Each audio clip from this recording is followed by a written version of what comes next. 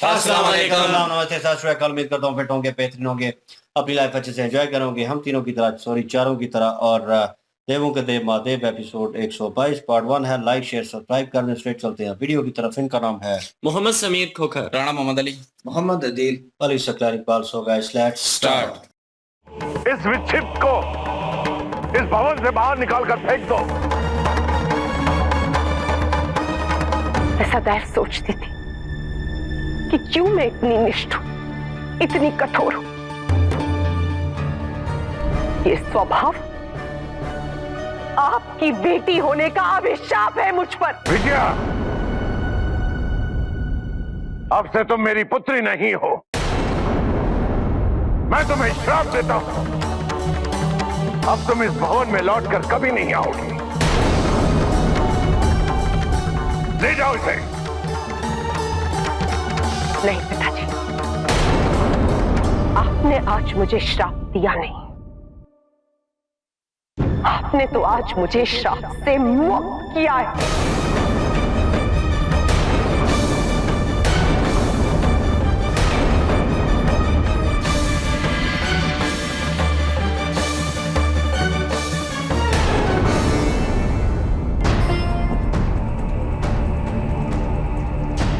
नहीं नंदी, उन्हें पिताजी से निमंत्रण की अपेक्षा है ही क्यों? विजया दीदी तो आई थी ना हमें निमंत्रित करने। यदि उस समय वो ध्यान मग्न थे, इसमें मेरे पिताजी का क्या दोष है? और वो तो मेरे पिता का घर है। यदि हम वहां बिना निमंत्रण के चले भी गए तो भी पिताजी को प्रसन्नता ही होगी। क्या महादेव इतना नहीं कर सकते मेरे लिए? माता, महादेव को समझना इतना सरल नहीं, ये तो आपको भी ज्ञात हो गया होगा। किंतु साथ ही महादेव जो भी करते हैं या नहीं करते हैं, उसमें एक बहुत बड़ा कारण अवश्य छुपा होता है। और वो कारण संसार के हित और संसार के कल्याण से ही जुड़ा होता है माते। इतने छोटे से निर्णय में संसार के हित और अहित की बात कहां से आ गई नंदी? ऐसा कौन सा अनर्थ हो जाएगा यदि हम पिताजी के यज्ञ में चले गए? मैंने विजया दीदी से कहा था, केवल मैं ही नहीं, महादेव भी मेरे साथ अवश्य आएंगे। अब क्या सोचेंगी वो? और यदि वो नहीं जाना चाहते तो कम से कम मुझे तो जाने की अनुमति दे सकते हैं। वो जानते हैं कि मैं उनकी अनुमति के बिना नहीं जाऊंगी और उन्हें मुझे अनुमति देनी ही होगी।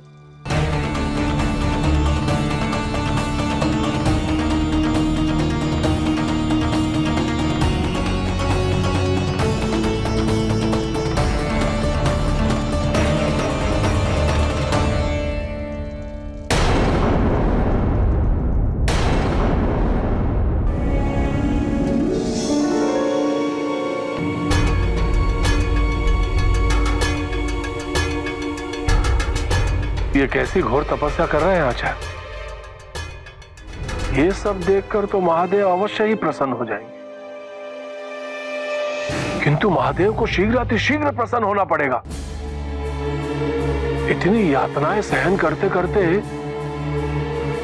यदि आचार्य के प्राण निकल गए तो फिर कैसे प्राप्त करेंगे संजीवनी विद्या? माता बहुत कुंठित हो उठी है, बहुत दुखी है वो। मैंने बहुत प्रयत्न किया उन्हें वापस यहाँ लाने का, परंतु वो वही स्थिर है प्रभु। आप ही उन्हें मना सकते हैं। चलिए ना प्रभु।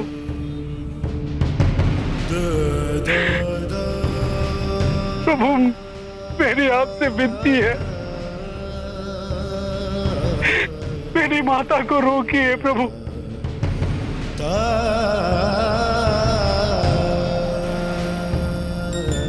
अवश्य नंदी, मैं तुम्हारे। हर हर महादेव, हर हर महादेव, हर हर महादेव, हर हर महादेव, हर हर महादेव, हर हर महादेव। नंदी मुझे शुक्राचार्य को दर्शन देने होंगे, अन्यथा वो अपने प्राण त्याग देंगे।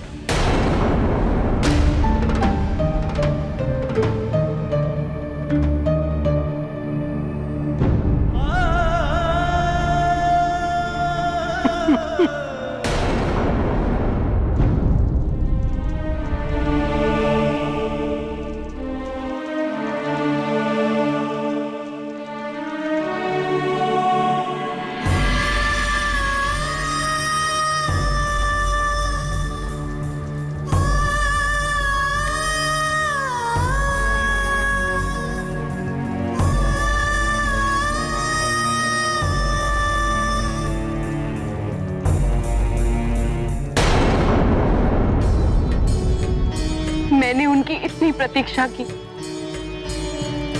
किंतु वो नहीं आए। उन्हें मेरी कोई चिंता नहीं, मेरा कोई मान नहीं। वो मुझसे वमांगी होने का अधिकार तो छीन सकते हैं,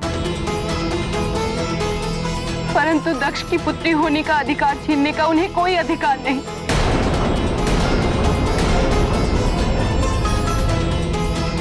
मैंने निर्णय ले लिया है, मैं पिताजी के यज्ञ में जाऊंगी, अवश्य जाऊंगी। स्वयं महादेव भी मुझे वहां जाने से नहीं रोक सके।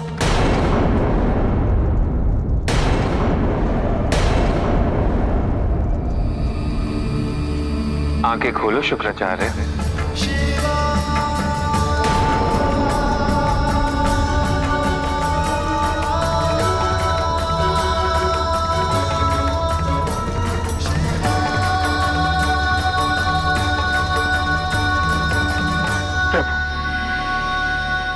आप आ गए प्रभु। हमें पूर्ण विश्वास था कि हमारी श्रद्धा व्यर्थ नहीं जाएगी। शुक्राचार्य, मेरी तपस्या में इतनी यातना सहने के पश्चात आपने अपने समर्पण और श्रद्धा का प्रमाण दिया है। मांगिए, क्या वरदान चाहिए आपको? जो मृत्यु के इतने समीप आ गया हो, उसे तो संजीवनी विद्या ही मृत्यु से मुक्ति दिला सकती है। हमें संजीवनी विद्या का वरदान दे दीजिए, और हमें कुछ नहीं चाहिए।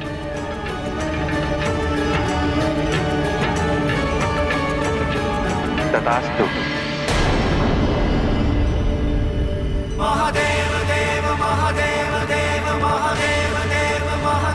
हर हर महादेव, हर हर महादेव, हर हर महादेव, हर हर महादेव।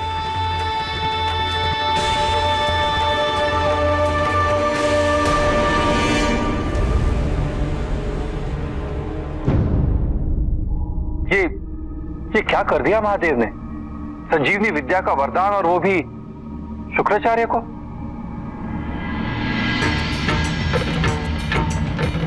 अब देवता कितने भी असुरों का वध क्यों न कर ले, शुक्राचार्य अपनी संजीवनी विद्या का प्रयोग करके उन्हें पुनः जीवित कर देंगे। कुछ करिए नारायण, कोई युक्ति समझाइए। किंतु इससे भी बड़ा अनर्थ इस समय कैलाश पे शिव की प्रतीक्षा कर रहा है।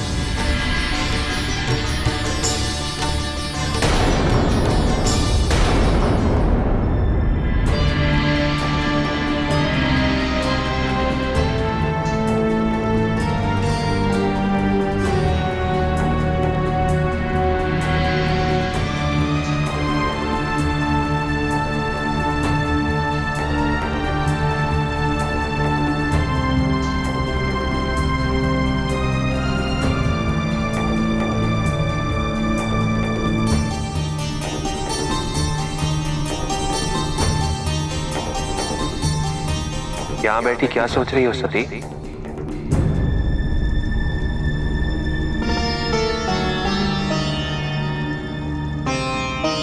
सोच रही हूं कितनी बदल गई हूं मैं। कदाचित आपको याद होगा, जब हम सोमनाथ में मिले थे तो आप मुझे यही लेकर आए थे। इस स्थान की भयंकरता को देखकर डर से कांप उठी थी मैं, और आपने मुझे स्वयं के लिए अयोग्य बताकर मेरा तिरस्कार किया था। तुम्हारे योग्य होने के प्रयास ने ही हमारे संबंध को शमशान से कैलाश तक पहुंचाया है सती। ये क्यों भूल रही हो तुम? कैसे भूल सकती हूं मैं? मेरी योग्यता के कारण ही मैं कैलाश तक पहुंची, और मेरी अयोग्यता ने मुझसे आपकी वमांगी होने का अधिकार छीन लिया। तुम में नित्य परिवर्तन हो रहे हैं सती, और एक दिन यही परिवर्तन तुम्हें आदिशक्ति में परिवर्तित कर देंगे। जब प्रेम स्त्री और पुरुष समान रूप से करते हैं तो एक दूसरे के लिए बदलना तो दोनों को चाहिए ना। बदला तो मैं भी हूं सती।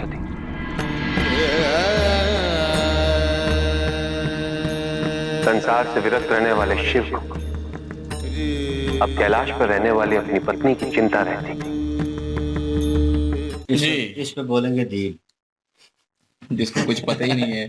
बहरहाल जी सती जो है वो उसी चीज को लेकर परेशान है। बहरहाल स्टार्टिंग में प्रजापति दक्ष जो है और उनकी बेटी विजया जो है वो उनके दरमियान कन्वर्सेशन चल रही थी, और वही बात थी कि उन्होंने एक किस्म का उन्होंने अपनी दासियों को बुलाया और बाहर निकलवा रहे थे। उसी दौरान वार्तालाप चल ही रही थी, और उन्होंने अगेन जो है विजया ने ही बात की, और उसके ऊपर प्रजापति दक्ष ने उनको आग कर दिया, मतलब अपनी औलाद से, कि मतलब तुम मेरी बेटी नहीं हो आज से।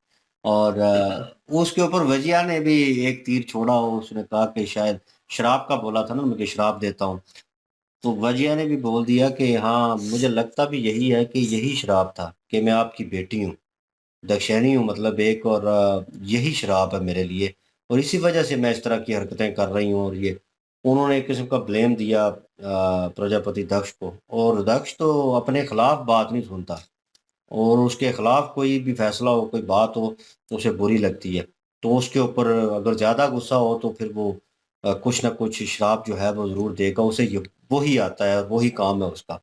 वो उसने अपनी बेटी को दे दिया, और उसे जो है दासियों को बोला कि बाहर अगर रास्ता दिखाएं, वो भी चलेंगे। इधर सती जो है वो परेशान है। मुझे लग रहा था कहीं ना कहीं लास्ट टाइम जब इनकी मुलाकात हुई, जो लास्ट एपिसोड में वजिया की और सती जी की, तो वजिया जाते हुए परेशान थी, और ऐसा लग रहा था वो जैसे जाते हुए कह रही है कि मुझसे गलती होगी, जो कुछ मैंने तुमसे कहा कि तुम्हें आना ही पड़ेगा, तुम्हें इंसिस्ट किया और तुम्हें, वो उस परेशानी में निकल गई।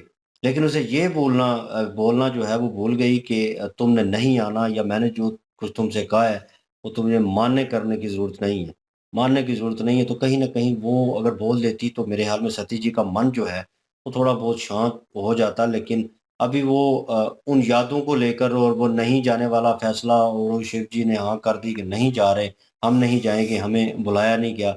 वो सारी चीज़ें ज़हन में चल रही थी, और उससे रिलेटेड फिर अपनी फ़ैमिली की याद जो है, जो उनका पास गुज़रा है वहाँ पे, वो नो डाउट याद तो नहीं आ रही होगी, लेकिन कहीं न कहीं उनका जो मन जो है विचलित हुआ पड़ा है, वो वजिया की वजह से है। क्योंकि सारा फूट जो है वो आके डाल गई, और जाते वो उसे स्मरण हो गया कि मैं गलती कर रही हूँ, ये तो गलत हो रहा है।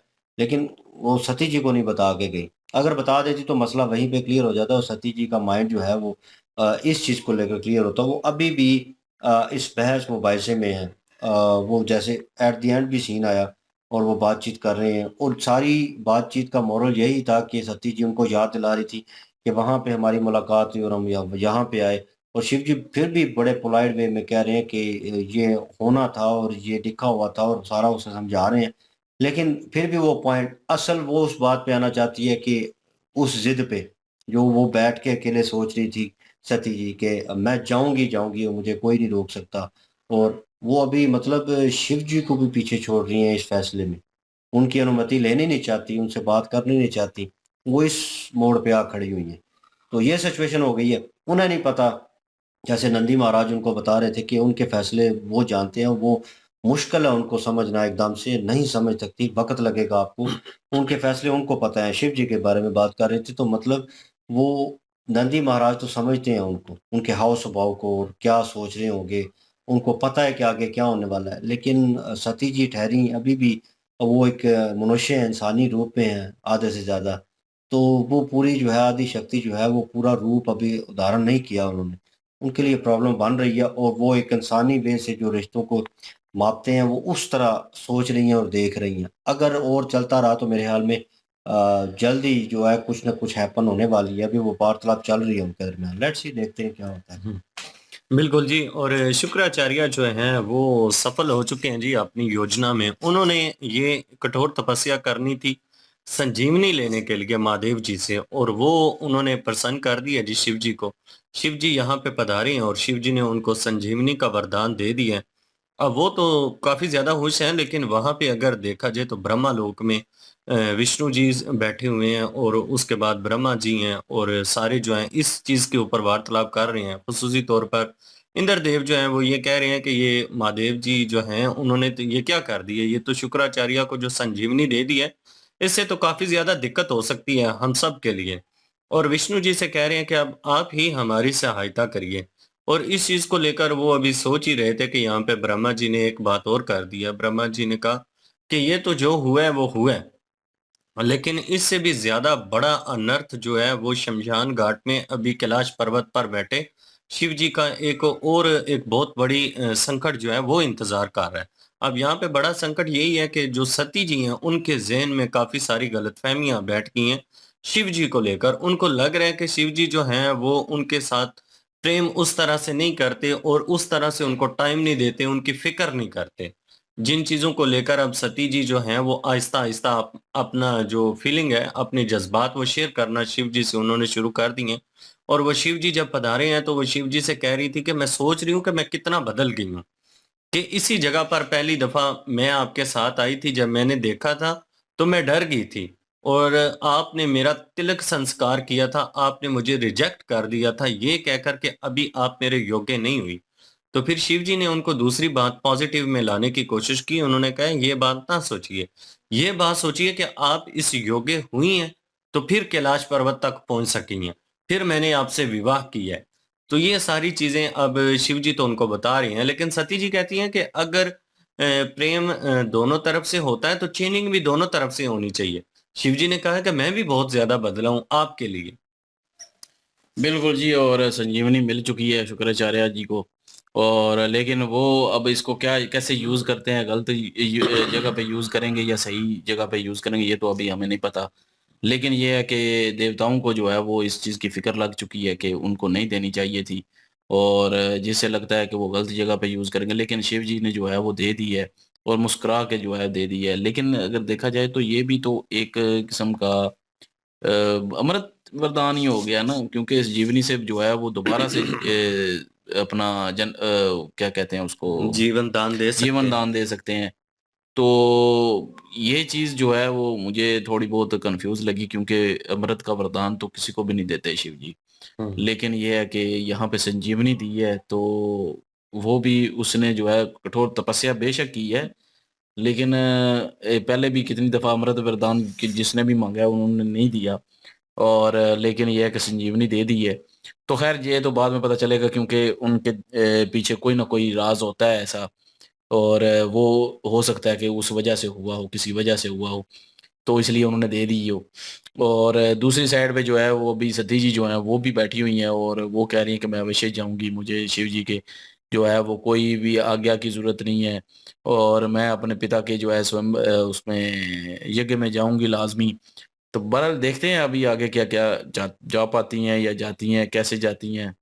तो शिव जी उनको इजाजत दे देते हैं कि नहीं देते। बिल्कुल जी। और लाइक शेयर सब्सक्राइब कर दें। इंशाल्लाह मिलते हैं नेक्स्ट वीडियो में। अपना ख्याल रखिएगा, दुआ में याद रखिएगा। तब तक के लिए अल्लाह हाफिज, पीस।